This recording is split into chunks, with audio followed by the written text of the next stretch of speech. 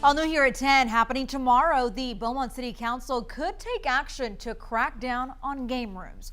It's all about improving public safety and reducing the financial burden for you guys, the taxpayers.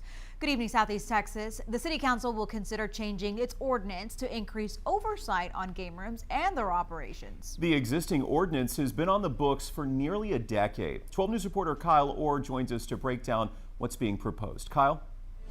Beaumont is home to about 83 gaming sites. The Department of Planning and Community Development suggests that hundreds of fire and police calls for service at these game rooms are costing the city and taxpayers $600,000 every year.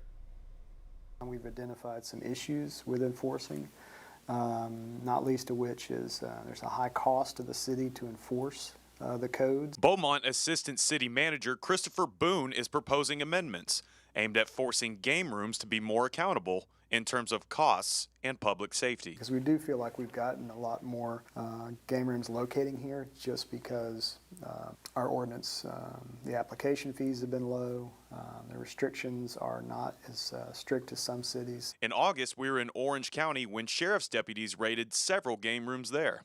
At the time, Detective Colton Havard told us the facilities bring a lot of crime. We see drugs come in and out, prostitution, money laundering, but also burglaries and thefts. A lot of these people don't have a job when they go to these game rooms and they want to feed that habit. Here's a breakdown of what Beaumont's considering: banning game room memberships, significantly raising application fees, revising hours of operation, requiring unobstructed windows and surveillance cameras, and finally creating new zoning rules. We are asking that they be 600 feet away from a house of worship, a school, a daycare, a hospital, as well as residential zones. But again, to try to limit the negative impacts on those neighborhoods. The Department of Planning and Community Development is confident that these amendments will reduce crime and save the city money. So public safety is first and foremost behind why what we're doing. Secondary is we're just trying to cover our costs.